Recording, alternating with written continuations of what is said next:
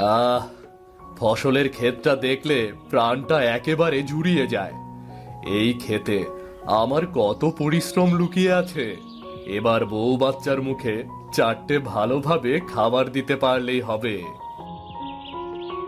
কি গো দাদা, এমন ভাবে কি দেখছো? তোমার ক্ষেতের ফসল নাকি? হ্যাঁ গো দাদা, হ্যাঁ, ক্ষেতের ফসলই তো দেখছি। কত কষ্টের ফসল। আমার জীবনে এই প্রথম এত কষ্ট করে এত ফসল চাষ করলাম। এত কষ্ট করে ফসল চাষ করে এবছরে কোনো লাভ নেই গো দাদা। শুনলাম 7 দিন ধরে তুমুল বৃষ্টি হবে। এই বৃষ্টিতে নাকি গ্রামে বন্যা শুরু হতে পারে। বলছো কি তুমি?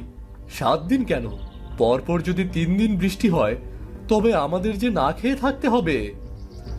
সৃষ্টিকর্তাকে ডাকো, দেখো কি হয়।